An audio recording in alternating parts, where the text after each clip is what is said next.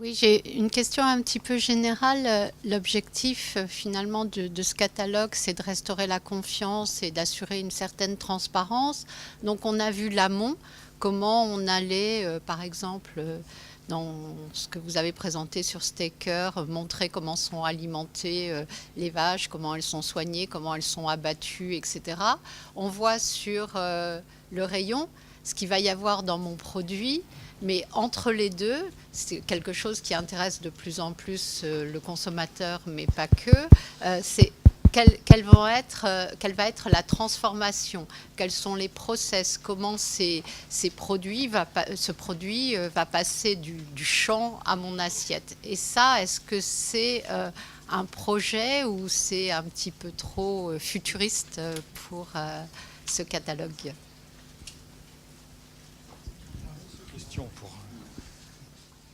Je pense que vous avez raison, il y a un intérêt du consommateur pour les process aussi. Je pense que c'est éminemment complexe. Peut-être c'est futuriste, je ne sais pas. En tout cas, ça peut être réellement un objectif. Dans cet esprit-là, dans un esprit de transparence, on a, pour ce qui nous concerne, ouvert nos usines aux consommateurs avec une opération qui a été un peu médiatisée qui s'appelait « C'est moi qui fabrique ». Donc c'est une façon de faire découvrir à des consommateurs les process. Pour autant, c'est certainement très insuffisant. Et même lorsqu'on visite une usine, c'est pas nécessairement évident de faire comprendre les process. Mais vous avez raison.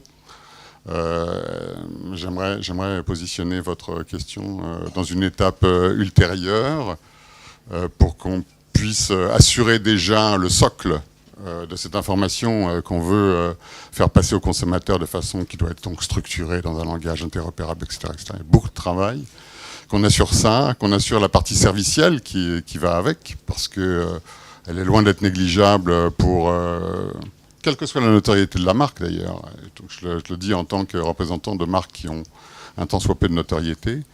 Donc, quelle que soit la notoriété de la marque, on a cet engagement de transparence, d'apport de service, un peu plus loin que les basiques d'identification, de réglementaire, etc. Et sans doute une étape à suivre pourrait être d'essayer d'expliquer le process ou de donner de l'information sur le process. Mais pas simple, pas simple. Je voulais juste apporter un tout petit complément sur la question des process, qui est une question sensible parce que derrière les process, il y a aussi tout ce qui concerne un peu les secrets de fabrication. Donc qui sont pas forcément des choses qu'on veut cacher, mais qui sont simplement quand même des investissements lourds qui souvent ont été réalisés sur les modalités de découpe, sur les recettes, etc. Et donc ça, c'est quelque part c'est difficile sans se dévoiler totalement à la concurrence actuelle ou à venir, d'être totalement transparent sur les process. Donc voilà, il y a certainement des choses à imaginer, il y a des choses qui existent en matière de description des principales étapes de transformation. Ça, c'est certainement quelque chose qui est rapidement accessible. Par contre, dans le détail des process, on touche quand même là à quelque chose qui est beaucoup plus sensible et qu'on ne pourra pas totalement dévoiler. Oui. Juste pour ajouter, c'est clair que selon le produit, si on parle de mousseline, que de la pomme de terre. Donc ça, c'est facile à expliquer, le flocon de pomme de terre que de la pomme de terre. Mais il y a d'autres produits qui sont sans doute éminemment plus compliqués que celui-là et difficile à expliquer. C'était ma page de pub. Oui, la difficulté, c'est toujours parce que tout ce qui est à l'arrière-plan de cette réflexion du catalogue, etc., c'est cette question de la confiance. Et chaque fois qu'il manque une information, je le disais en commençant, c'est tout de suite la suspicion, le premier sentiment qui transparaît en disant « mais pourquoi il n'y a pas cette information ?» Et c'est ça l'enjeu, parce qu'en même temps, on ne peut pas évidemment décrire tout ce qu'on fait dans un grand détail et révéler tous ces processus et tous ces secrets de fabrication, en tout cas toute la technologie, la mettre à disposition de ses concurrents. Mais on a en même temps cette exigence maintenant, et Romain l'a bien dit, elle augmente, et on ne reviendra pas en arrière, c'est clair. Il faudra que de plus en plus d'informations soient données, et ça pose ce genre de problème. Mais pour l'instant, on va bien raisonner en étapes, commencer par le commencement, c'est-à-dire par ce qui est réglementaire aujourd'hui, ouvrir progressivement à tous ces éléments dont on sait qu'ils sont attendus, et puis avancer comme ça. Attendez, j'ai une question, une question juste avant. Ça va pour celle-là? On vous écoute. Merci. En fait, c'est pour vous répondre aussi, dans la continuité exacte de ce qui vient d'être dit. Donc, Maximien Rouher, représentant Ferme France. Vous savez, cette association, justement, de l'amont à l'aval ou de l'aval à l'amont, qui a pour objectif de restaurer la confiance en créant une étiquette de notation de la performance sociétale. Donc, comme ça vient d'être dit, nous sommes, mais l'élément qui est complémentaire, c'est que Ferme France sera le fournisseur de données sociétales que nous sommes en train de construire avec une partie des acteurs. Et vous êtes évidemment, vous le savez, tous invités à adhérer au projet. Cette question essentielle des process est traitée, comme est traitée la question de la performance à l'exploitation, comme est traitée la question de la performance à la distribution. Et c'est un sujet d'attente au niveau du gouvernement comme au niveau du consommateur. Donc nous nous y attachons, et dans le respect aussi, comme vous avez dit, de la confidentialité. Donc jusqu'où aller trop loin, comme disait notre ami Cocteau. On est en train de structurer la transparence nécessaire aux consommateurs dans le respect des secrets de fabrication des industriels ou des agriculteurs ou des distributeurs. Voilà. Avec juste un point complémentaire par rapport à ça, et toujours par rapport aux questions de transparence, non pas que tout ne doive pas être montré, mais je suis pas sûr que ce soit pas contre-productif d'aller tout montrer en détail, sachant que pour manger de la viande, il faut que l'animal y passe à l'abattoir, que l'abattoir c'est pas très ragoûtant, même si il y a un tas de choses qui se mettent en place pour garantir qu'il n'y a pas de mauvaises pratiques dans les abattoirs. Ça reste un endroit où on tue des animaux, où il y a du sang, etc. Et donc jusqu'où on va dans la transparence et l'affichage, il ne faut pas que ce soit contre-productif par rapport à la commercialisation des produits. Donc il y a des chartes qui doivent exister. Ces chartes, elles doivent faire partie de la base de données de façon à garantir aux consommateurs les informations nécessaires pour le rassurer. Par contre, aller jusqu'au bout de la transparence, ça peut être totalement contre-productif. Oui, merci beaucoup. Alors, pour moi, je suis un peu vintage, mais consommatrice quand même, et je vois également les jeunes en supermarché. Maintenant, il existe des sites, mais ma question, c'est que vous avez X produits où vous avez des emballages différents, mais avec exactement la même composition.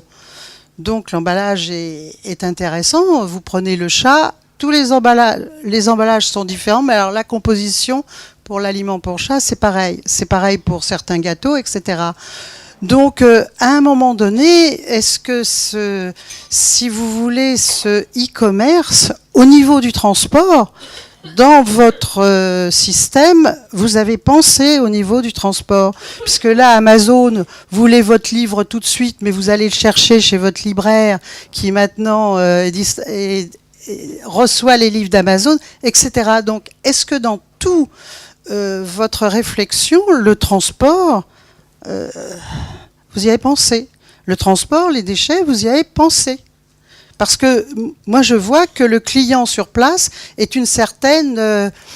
c'est un ajustement, c'est-à-dire que vous avez des gens qui vont au drive, vous en avez qui font l'e-commerce pour eux, tout d'un coup, dans un rayon, vous n'avez plus rien. Donc, ma question, jusqu'où on va aller pour qu'il y ait du transport de plus en plus? Est-ce que tous ces paramètres, vous y avez pensé? Merci. Alors, donc on travaille. Donc là, on parle de l'information. Donc, par exemple, au sein du groupe Casino, on travaille au sujet de l'affichage environnemental. Donc, c'est sur un produit, être capable de calculer depuis la naissance, la production des ingrédients primaires, jusqu'au transport. Alors, on va qu'en entrepôt, on va pas en magasin. Jusqu'au transport en entrepôt, quelle est son empreinte carbone, empreinte sur l'eau. Donc voilà, ça c'est des choses en parallèle des catalogues qui sont en train d'être pensés, donc l'impact environnemental des produits, et qui à mon avis, n'ont pas forcément vocation justement à être écrits sur un emballage. Il y a trop de choses. Et justement, voilà, et à être utilisé en interne pour toujours se challenger, s'améliorer, et également communiquer aux consommateurs, aux clients via un catalogue et après des applications numériques. Donc ça, c'est des sujets, qu'on pense en parallèle de ce type de catalogue. Voilà. Et puis après, on peut aller plus loin. On parlait de mentions réglementaires tout à l'heure. Il y a les consignes de tri et les principaux types d'emballage, aluminium, carton, qui sont réglementaires. Le jour où ce sera dématérialisé proprement, il y a déjà des startups qui vivent et qui proposent des applis sur comment gérer vos déchets des produits alimentaires et qui sont basés sur ces données-là, encore une fois, qui prennent leur source réglementairement.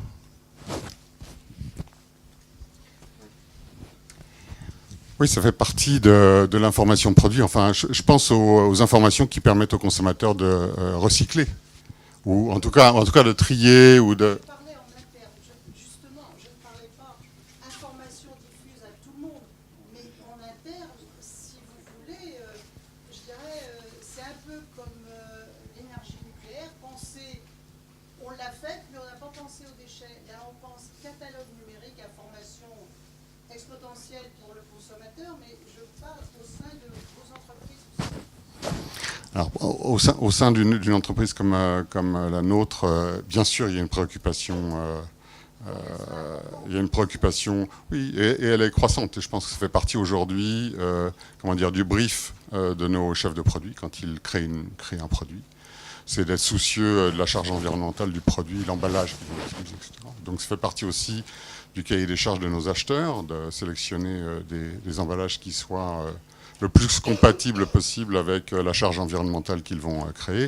Pour ce qui concerne, vous parliez des modes de distribution, c'est vrai que pour une grosse partie du business d'une entreprise comme la nôtre, les industriels de l'ANIA, la distribution jusqu'au consommateur ne leur incombe pas. Elle incombe à leurs clients, à nos distributeurs. Et c'est vrai que moi, je n'ai jamais fait de comparaison entre le jour où on a mis l'hypermarché en banlieue, en dehors des centres-villes, et la charge environnementale que ce mode de distribution provoque. Je ne l'ai jamais comparé avec le mode de distribution à domicile des pure players de type de l'enseigne dont vous parliez tout à l'heure, Amazon, si j'ai bien entendu. C'est le business model de distribution, et donc je pense que les distributeurs, quels qu'ils soient, font des efforts aussi pour rationaliser leur transport jusqu'au consommateur en employant les méthodes. Je pense qu'aussi les municipalités sont sensibles à ça, au problème de la logistique du centre-ville. Enfin, c'est un vrai sujet, mais qui n'appartient pas véritablement aux fabricants ou aux marques, mais plutôt à leurs partenaires qui les distribuent. Peut-être juste un point, peut-être pour vous rassurer, dans toutes les filières, non mais dans toutes les filières, le transport, c'est un centre de coût. C'est un centre de coût, ce sont des charges. Et ces charges, elles doivent être assumées par les uns ou les autres des opérateurs. Donc tout ce qui contribue à renchérir le coût inutilement, évidemment, est poursuivi de façon à arriver au consommateur avec le meilleur rapport qualité-prix. Donc ça, c'est quelque chose auquel, évidemment, tout le monde est très attentif. Après, il y a des coûts cachés. Je prends des exemples, mais sur le bilan carbone, on constate que souvent les filières très courtes sont pas les plus vertueuses en matière de bilan carbone, parce que quand vous prenez la vieille bétaillère de l'agriculteur pour aller à l'abattoir à 50 km, et ben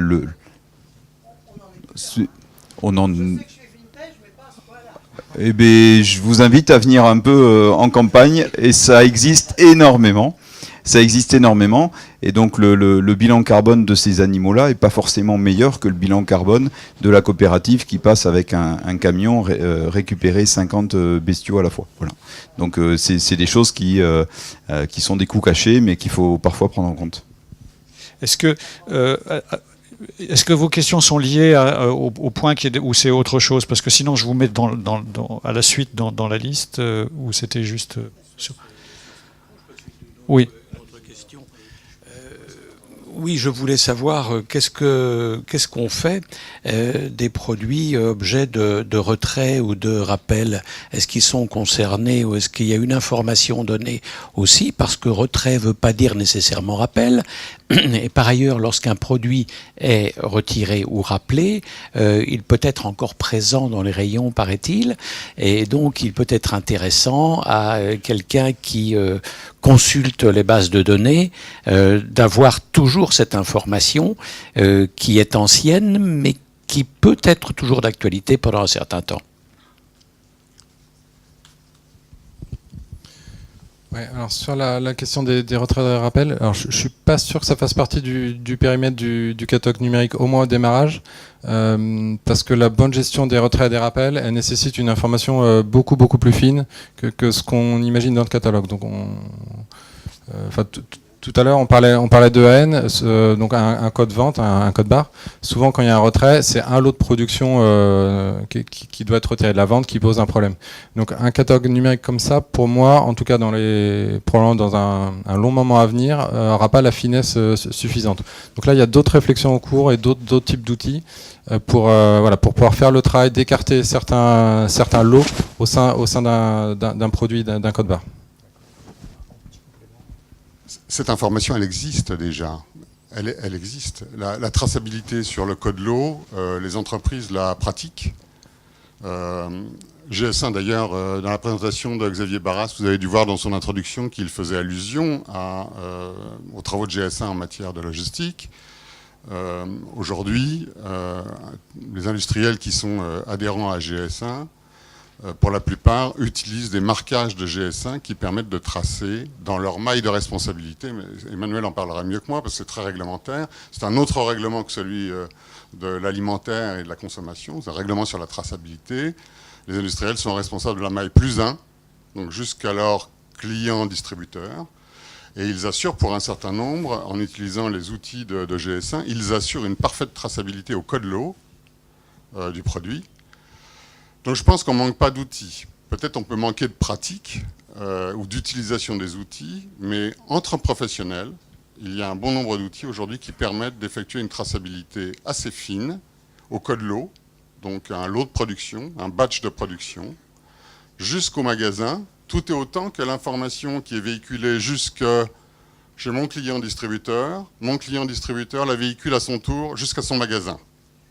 Et ça, c'est certainement beaucoup plus complexe parce que nombre de magasins, les périmètres commerciaux sont larges. Et assurer cette traçabilité jusqu'à 150 entrepôts distributeurs, c'est une chose. Être capable ensuite d'assurer cette information, de véhiculer cette information jusqu'à un univers de quelques milliers d'hypermarchés ou de supermarchés, c'est autre chose encore. Mais donc cette information, elle existe. À mon avis, elle n'a pas vocation à être dans ce catalogue numérique. En tout cas, je ne le vois pas pour le moment, mais en tout cas, elle existe. Entre professionnels. Merci. Claude. Ouais, question de fond, pour aller plus vite, peut-être que je peux la poser directement à Pierre Combris, parce qu'il a dû y réfléchir depuis plus longtemps que tout le monde. C'est, jusqu'à présent, ce que j'entends, c'est que ce dispositif est destiné essentiellement à lutter contre la méfiance et la défiance du consommateur en augmentant le nombre d'informations disponibles et transparentes. Donc ça part du présupposé implicite que plus on augmente le nombre d'informations disponibles et plus la méfiance diminue, ou la défiance, qui est le stade suprême de la méfiance, va diminuer. Or, on n'a aucune preuve de ce fait. Et pour te dire, on a même des éléments inverses, ou en tout cas différents. Par exemple, on sait de plus en plus maintenant, par les sciences cognitives, les différentes disciplines qui travaillent là-dessus, qu'il y a une notion qui est absolument fondamentale, qui est la pertinence. La pertinence, c'est quoi? C'est, en fonction du contexte, l'a priori qu'on va avoir de penser que l'information à laquelle on a accès, par exemple, on entend du langage, on entend des sons, on se dit ça doit être du langage, donc on présuppose qu'il y a un sens, donc on pense qu'il y a une certaine pertinence. Bon. Mais cette pertinence, elle dépend du contexte. Et l'un des éléments de contexte, c'est la réputation. Et la réputation de l'industrie agroalimentaire, elle est ce qu'elle est dans le public. Elle est diverse, différente, qu'il s'agisse des petites entreprises, on l'a déjà dit, liées au terroir, aux origines, etc., et des grandes entreprises multinationales, etc. En quoi l'augmentation de la transparence va-t-elle diminuer ces phénomènes, c'est-à-dire la réputation et les effets sur la pertinence et donc la crédibilité? Personne ne m'a donné la réponse jusqu'à présent. Ce qui est probable, c'est que plus vous ajoutez de l'information, plus, comme tu l'as dit toi-même, les gens vont remarquer qu'il y a telle ou telle information qui n'est pas présente. Oui, il y a deux choses là. C'est à la fois les a priori, donc les réputations que les consommateurs et le public a des différents acteurs. Plus, je dirais presque, plus ils sont gros, plus c'est négatif, plus ils sont petits et proches, plus c'est souvent positif. Donc, phénomène de réputation, est-ce que le catalogue peut changer quelque chose à ça?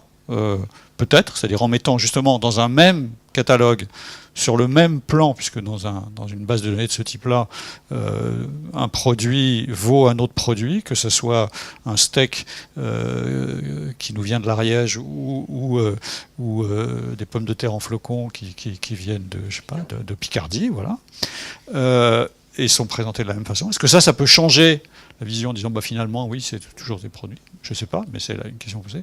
Et la deuxième question, mais je crois qu'on l'a déjà évoqué ce matin, c'est la question de la quantité d'informations et de la pertinence de l'information, comme tu l'as dit. Et là, je fais un peu la même réponse, c'est qu'on a ces deux aspects.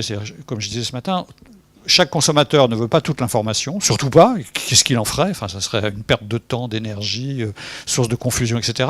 Mais il veut l'information qui l'intéresse. Je veux savoir si ce produit, par exemple, a fait 100 km ou 10 000 km avant d'arriver chez moi. Il n'y a que ça qui m'intéresse, par exemple. Si je ne le trouve pas, je vais dire, voilà, évidemment, on ne veut pas me dire d'où vient mon produit.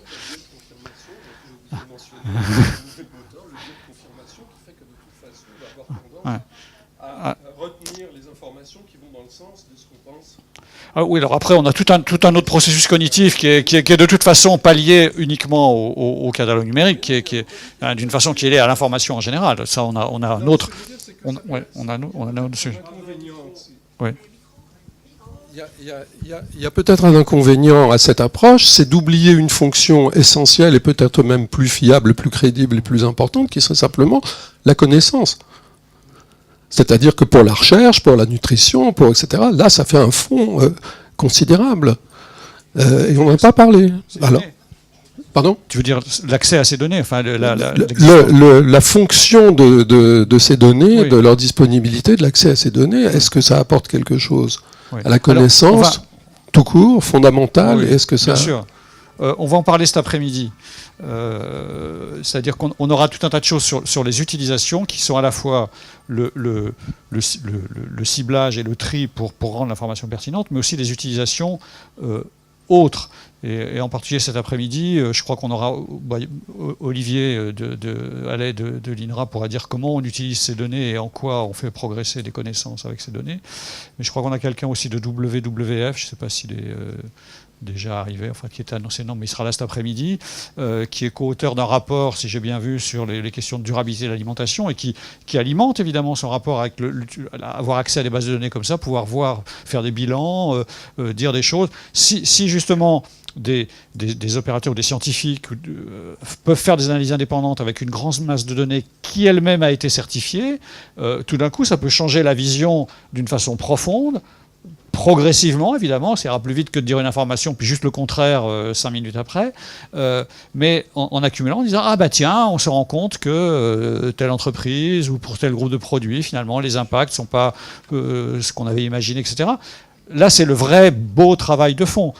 Précisément, là, c'est aussi la première pierre pour ce type de travail. Effectivement, c'est important, et tu as raison de le souligner. Oui, Emmanuel ? Oui, le catalogue, c'est pas qu'une question de quantité d'informations, c'est la question de la qualité de l'information. C'est de pouvoir rendre accessibles des informations qui sont totalement fiables sur les produits, parce que certifiées par l'entreprise sous le contrôle des pouvoirs publics. Donc au-delà de la quantité, c'est une question aussi de fiabilité de l'information dématérialisée sur les produits de l'agroalimentaire.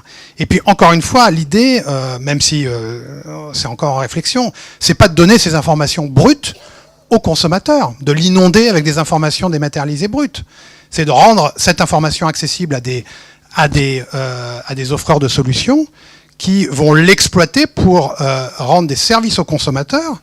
Donc exploiter cette information non pas pour la restituer brute de fonderie aux consommateurs, mais pour apporter du service aux consommateurs en termes de comparaison, en termes d'information nutritionnelle, en termes de pédagogie sur l'information que l'on diffuse. Donc il y aura de toute façon un filtre. L'information, elle ne sera pas donnée comme ça, brute, aux consommateurs. Il y aura un filtre derrière, par des opérateurs qui ont beaucoup plus de crédit auprès des consommateurs que les industriels eux-mêmes. Et qui vont donc procéder à un filtrage selon leur propre catégorie et leur propre façon de voir. Oui, mais après, c'est le marché. Les consommateurs auront le choix entre plusieurs applications en fonction de leur sensibilité. Encore heureux qu'il n'y ait pas une voie officielle, que le consommateur puisse accéder à différentes solutions en fonction de ses propres valeurs, ses propres critères, différentes solutions qui lui apporteront un service qui lui sera plus personnalisé. Moi, j'ai pas compris qu'on voulait inonder le consommateur d'informations supplémentaires. Certes, il y a un enjeu de qualité qui est crucial, et pour les entreprises, c'est pas un challenge, c'est pas le moindre des challenges d'avoir une information qui soit perpétuellement à jour, collectée dans toute l'entreprise parfois, ou même au niveau central. Ça, donc il n'est pas question. C'est un objectif, oui, c'est un objectif crucial. Mais il n'est pas question, moi j'ai pas compris à ce stade du projet du catalogue numérique, de produire de l'information supplémentaire. Parce que, encore une fois, trop d'infos tue l'info, sans doute. Et puis, mais une chose qui est certaine au fond de ma conviction, c'est que GS1, en tant que plateforme technique pour la construction de apporte la neutralité par rapport à l'information et la façon dont elle va être traitée. Encore une fois, Xavier Barras l'a dit tout à l'heure, c'est une organisation qui est non-for-profit. C'est la plateforme technique des adhérents de l'ANIA qui commercialisent en utilisant des codes à barres. C'est la plateforme qui leur appartient, entre guillemets, les users, les stakeholders de GS1 France et GS1 International. Ce sont les entreprises. C'est l'adhésion à GS1 qui va leur permettre demain de charger des données sur ce catalogue numérique, avec la neutralité qui va bien. Merci. Une question là-bas sur le côté.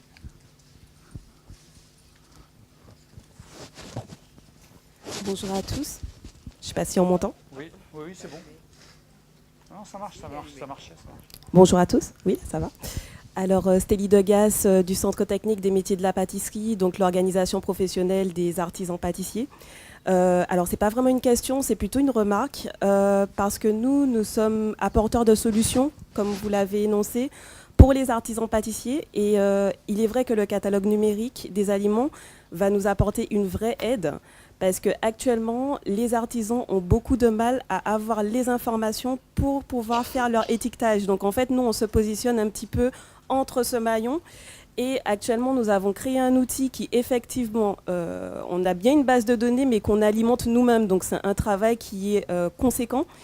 Et se pose la question de la mise à jour de cette base de données. Donc, c'est là où je voudrais, en tout cas, apporter tout mon bien pour ce projet, puisque c'est vraiment une aide pour nous. Et je pense que ça sera vraiment utile pour pouvoir apporter ces solutions à ces artisans qui sont contraints par les réglementations, mais n'ont pas forcément les éléments pour pouvoir arriver à donner ces informations. Donc voilà.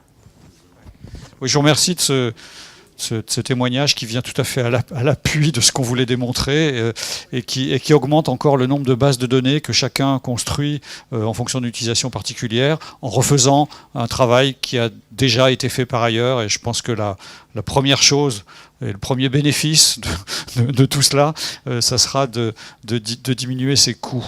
Et puisqu'on parle de coûts, on a avant de vous laisser faire une petite pause, on a une question qui nous est arrivée par Internet, à laquelle finalement on vient déjà un peu de répondre, sur qu'est-ce que ça va coûter de mettre en place ce catalogue numérique, qu'est-ce que va coûter la plateforme qui va se développer autour. Alors on pourrait faire une réponse en disant ça va rien coûter puisque ça va faire des économies. Mais ça va, je pense, quand même coûter un petit peu. Mais là-dessus, je suis pas très à l'aise. Et donc je vais me tourner vers Daniel Nero qui va répondre à cette question. Merci. Alors j'espère que c'était pas seulement le montant la question, parce qu'à ce stade-là, c'est encore ça doit être précisé. L'ordre de grandeur, c'est évidemment le million d'euros, et plusieurs d'entre eux même. C'est ça l'ordre de grandeur du coût. Alors après, j'imagine qu'on s'intéresse aussi à la manière dont ce sera financé. Le scope de ce sujet, c'est celui de l'intérêt général. J'ai entendu des mots ce matin, venant notamment de GS1, qui parlaient du bien commun en parlant du catalogue numérique.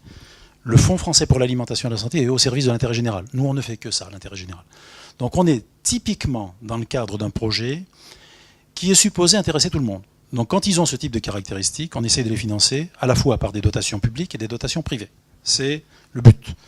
Alors j'ai aucune assurance à ce stade, mais enfin, je peux vous signaler que nous avons une demande de financement dans le cadre des investissements d'avenir, puisque le hasard fait qu'il y a un appel à projet en cours dont l'intitulé est structuration des filières et qu'il va se clôturer le 13 juin. C'est bientôt, c'est demain. Et donc, quand on l'a su, et pour vous dire la vérité, je l'ai su assez tardivement, ce qui donne un peu de travail chaque jour, on a décidé collectivement qu'il fallait y aller et qu'il fallait déposer dans le cadre des investissements d'avenir un projet de financement, une demande de financement pour un projet un peu plus large que le seul catalogue, mais le catalogue est finalement la plateforme de données qu'on fera à l'appui de ce catalogue, et donc le projet Numalim, comme je l'ai désigné ce matin. Et donc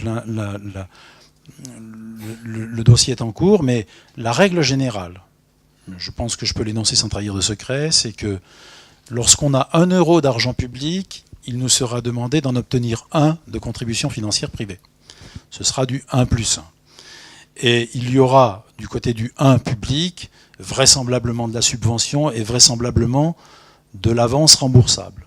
Autrement dit, la mise en œuvre de ce projet va supposer qu'on mette en place une organisation, une entreprise en tant que telle, pour la mener à bien. Pourquoi une entreprise ? Parce qu'elle devra rembourser un prêt. Parce que quand on vous fait une avance remboursable, on part du principe que vous allez la rembourser. Voilà, donc ça ne s'invente pas. Et donc du coup, et pour pouvoir rembourser un prêt, il faut avoir des ressources. Et ces ressources-là ne pourront venir que d'une activité qui consisterait à vendre, évidemment à des tarifs très très préférentiels, des services qui consisteraient finalement à créer des droits d'accès et à réfléchir aux usages de cette plateforme numérique de l'alimentation pour la mise en œuvre de telle ou telle application ou de tel ou tel objet relevant de l'intelligence artificielle qui pourrait aider par exemple le consommateur à mieux faire ses choix.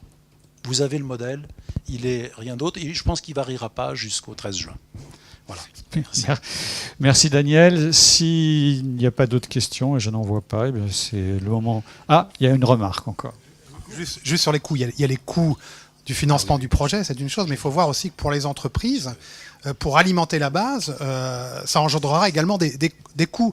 Dans l'entreprise pour laquelle je travaille, on a par exemple, pour assurer la fiabilité des données réglementaires qu'on envoie à nos clients distributeurs pour les drives, on a ce qu'on appelle des data managers qui sont chargés de certifier en interne que l'information est exacte, correspond bien à celle qui est sur le produit. Beaucoup d'entreprises ne sont pas forcément aujourd'hui équipées de ce type de structure. Donc ça voudra quand même dire pour les entreprises, et c'est un des défis qu'on a à relever, de mettre en place des moyens techniques, des moyens humains pour répondre donc à la création de ce méga catalogue. Si vous permettez juste, excuse-moi Pierre, juste un commentaire parce que j'avais oublié quelque chose qui va absorber évidemment des coûts comme on peut l'imaginer. C'est le fait que pour que ce soit un succès, il va falloir qu'on embarque beaucoup d'entreprises.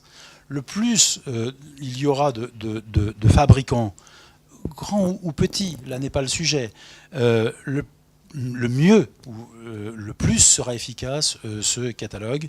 Parce qu'évidemment, si on n'y échappe pas, entre guillemets, avec une bonne ou une mauvaise raison, évidemment, c'est mieux pour qui ? Pour tout simplement le consommateur, pour le marché aussi lui-même, parce qu'on fait aussi ce catalogue pour la réalisation du marché. Donc on va dépenser de l'argent pour embarquer à bord de ce paquebot les entreprises. Oui, mais je crois que les chiffres que nous a montrés Antoine Durieux ce matin parlaient d'eux-mêmes, hein, c'était très clair. Et si ça ne suffit pas, eh bien, on fera ce qu'on aime bien faire, on va expérimenter, on mettra des petites entreprises et on comparera, on regardera comment les choses se passent. Absolument. Oui, merci. Alors, la tête du barbe du ministère de l'Agriculture et de l'Alimentation. Moi, je me pose une question là. Cette initiative de créer un catalogue numérique des aliments, elle est franco-française. Comment ça s'articule avec d'autres initiatives qui pourraient avoir lieu dans d'autres pays? Enfin, j'imagine que les attentes des consommateurs français, ils ne sont pas les seuls à rentrer dans cette démarche. Merci. Oui, je rappelle Xavier qui nous a parlé tout à l'heure du catalogue mondial. Alors ça va être peut-être le catalogue de tous les catalogues. Je sais que des gens l'évoquaient il y a déjà pas mal de temps. C'est peut-être une perspective. Merci. Oui, ce que je vous disais quand on présentait le projet, ce projet, donc, je crois qu'on peut le saluer. Je crois que la France aussi est assez pionnière et motrice dans ce genre d'approche. Ceci étant dit, et c'est vraiment ce que nous on défend à GS1 pour nos adhérents, c'est que ça s'inscrit dans le cadre d'un projet international qui s'appelle le GS1 Cloud, donc qui est l'annuaire mondial des produits, donc qui va démarrer là dans les prochains mois. Et c'est ce que je vous disais, c'est que l'annuaire mondial dans un premier temps, c'est tous les produits alimentaires et non alimentaires. Donc on aura juste une description, vraiment la carte d'identité du produit, les 7 informations que je vous citais dans ma présentation. Et l'idée, c'est que en fait, tout ça va être basé sur les standards GS1, qui sont des standards mondiaux, notamment de description de produits. Donc on va utiliser des standards mondiaux pour faire la description des produits. Donc on est à la fois dans la dynamique internationale de cet annuaire mondial des produits, et comme on va être sans doute sur certains aspects peut-être un petit peu en avance de phase, la description qu'on va utiliser, notamment pour les ingrédients, les bilans nutritionnels, toutes les données obligatoires, elles sont déjà standardisées au plan international. C'est-à-dire que les données qui seront mises à disposition par les marques françaises et les entreprises françaises, elles seront tout à fait ensuite portables, transportables, intégrables dans le cadre de l'évolution que l'on imagine, encore une fois à ce stade-là, de l'annuaire mondial. Donc c'est continuer à avancer et profiter de la dynamique française tout en garantissant que le chemin s'ouvre vers les dynamiques internationales. Le projet bêta qui va démarrer là cet été, c'est l'annuaire mondial, donc avec uniquement 7 informations. Et du coup, comment ça va se croiser entre les plateformes intermédiaires d'e-commerce? En fait, elles vont pouvoir attaquer cette base de données directement pour leur référencement. Comment ça s'articule? Le principe, c'est que l'annuaire mondial, là, dans un premier temps, permettra de contrôler le code et la description du produit. Elle sera accessible aussi, effectivement, de manière très ouverte. Et on travaille sur les prochaines étapes, qui est effectivement notamment la possibilité de consulter ou de rechercher des produits. Voilà, donc sachant que là c'est un projet mondial et l'idée c'est encore une fois, on a parlé de GS1 au plan français, GS1 c'est l'ensemble des marques de l'alimentaire, c'est aussi l'ensemble des distributeurs. Et si je prends le focus international, aujourd'hui des gens comme Amazon, eBay, Google, Alibaba, pour citer ceux qu'on a évoqués notamment, sont également adhérents au système GS1 et utilisent le système GS1. Donc encore une fois, l'idée c'est bien de réévoquer la notion de bien commun. On peut réévoquer ça sur la notion de standard. C'est-à-dire qu'encore une fois, le producteur, quand il aura codifié son produit et décrit la nature de son produit, cette information-là, elle sera à la fois visible et utilisable par l'ensemble des acteurs du système GS1. Et donc c'est ça qui est essentiel, c'est qu'on préserve encore une fois cette dynamique nationale dans une projection internationale. Et donc du coup, le projet qui est lancé en test cet été, l'échéance c'est quoi? Et justement sur ce développement de accessibilité de cette base de données par des plateformes intermédiaires que vous venez de citer, c'est quoi les échéances? Juste pour qu'on ait un peu... Alors l'échéance, quand je vous dis là, on a évoqué la complexité au niveau français, je vous cache pas que la complexité internationale prend un peu d'ampleur entre les différents modèles, entre la Chine, l'Australie, les US, etc., etc. Donc l'idée c'est de faire une bêta, des tests pendant l'été là, pour un lancement, je vais dire d'ici la fin de l'année. Je vais être prudent parce qu'encore une fois, ça pose beaucoup de questions. Mais l'idée c'est que, donc on a fait déjà des tests, je vais vous donner des ordres de grandeur encore une fois, qu'il ne faut pas rapporter à l'alimentaire. Dans cette base de tests pour l'instant, on a 85 millions de produits, d'accord, au niveau mondial. Donc vous voyez l'ampleur de ce que c'est en termes de traitement, de contrôle qualité des données, bien évidemment, avec les 1 500 000 entreprises qui sont derrière aussi, ça nous pose des défis assez intéressants. Donc c'est pour ça qu'on passe par cette phase de test, mais l'idée c'est de pouvoir démarrer le service. Et encore une fois, j'insiste beaucoup parce que On est, nous, GS1 France, avec nos adhérents et l'écosystème français, vraiment à pousser le sujet parce qu'on considère que c'est aussi clairement une manière de valoriser la production française, le savoir-faire français. Et notamment, encore une fois, moi j'insiste beaucoup parce que c'est vraiment dans notre ADN aussi de dire c'est pour les grands, je vais pas dire les gros, les grands, les petits, les moyens. Je veux dire, chacun va pouvoir l'utiliser en fonction de ses convictions, de son intérêt et de ses priorités. Super, merci. Très belle conclusion pour cette matinée. Je vous remercie tous, et les intervenants en particulier. Et je vous rappelle que après la pause, nous allons entrer dans un deuxième sujet très important, et peut-être encore plus important pour les utilisateurs finaux, c'est les applications qui vont se développer autour de cette base de données, de ces bases de données. Donc à tout à l'heure pour la suite.